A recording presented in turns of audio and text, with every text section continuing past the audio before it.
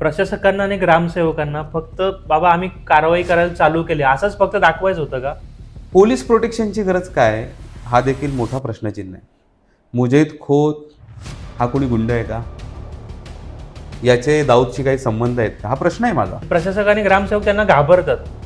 घाबरत आहेत की त्यांचे काही लागेबंदे आहेत, अनेक प्रश्न उपस्थित होत आहेत. लाज नसल्यासारखे वागतात. अक्षरशः निलाजरे आहे ते. म्हणून मी म्हणालो ना, गेंड्याची कातडी पातळ आहे त्यांच्यापेक्षा.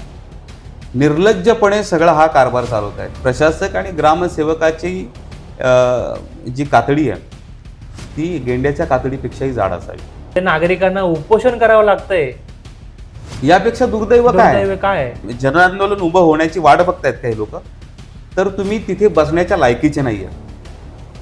म्हणजे तुम्ही स्पष्टपणे तुम्ही दोघांनी, ग्रामसेवक प्रशासकांनी सरळ सरळ राजीनामा दिला पाहिजे दिलाच पाहिजे. आणि घरी बसलं पाहिजे. जर तुम्ही इतके अकार्यक्षम असाल, तुमच्याने ते होत नसेल, तुम्ही फक्त टोलवाटोलवी करणार असाल, तर तुम्ही त्या जागेवर बसण्याच्या लायक नाही आहात. हे पैसे व्याजाने देतात. एवढे गंभीर आरोप आहे त्यांच्यावरती. आणि म्हणजे यांना काय घेणं देणंच नाही नागरिकांच्या कामांशी, विकास कामांशी. यांना फक्त पैसे खायचे, व्याजानं द्यायचे.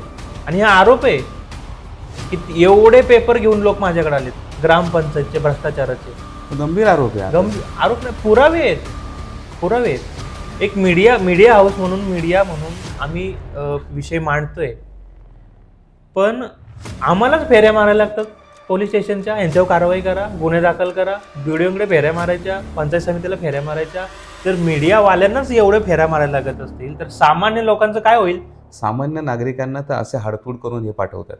इतका मीडियाने विषय लावून धरूनही मुजैद खोतचं बांधकाम जर ते तसंच असेल तर यापेक्षा दुर्दैवी काय? सर्वसामान्यांनी जर एखाद्या आपल्या घराच्या इथे थोडंफार जरी काय केलं तर हे लगेच तोडक कारवाई करतात. म्हणजे हे फक्त आणि फक्त पैशाचे गुलाम आहेत. पैशाची गुलाम आहे. यांचे आणि मुजैद खोतचे काही लागेबंदे आहेत का? आहेत. मी तर आरोप करतो आहेत. असल्याशिवायच एवढं पाठबळ कसं भेटतं मग? 8 दिवसाची मुदत देऊनही जर ते होत नसेल तर याचा अर्थ त्यांचे लागेबंदे आहेत या संशयाला वाव आहे. पुढच्या 2 दिवसात जर हे तोडक कारवाई जर झाली नाही तर याचे गंभीर परिणाम प्रशासक आणि ग्रामसेवकाला भोगावेच लागतात. माझं आव्हान आहे खरं तर नेरळकरांना, याच्या शिव्या तुम्हाला द्यायच्या आहेत. तुमच्या पुरामधली जी आग आहे, जो भडका आहे, जो आक्रोश आहे, तो जर तुम्हाला काढायचा असेल तर या निलाजऱ्या आणि दळभद्री लोकांच्या तोंडावर शिव्या द्या. त्यांना थेट शिव्या द्या ज्या तुम्हाला द्यायच्या आहेत त्या. फक्त कमेंटपुरतं मर्यादित तुम्ही राहू नका.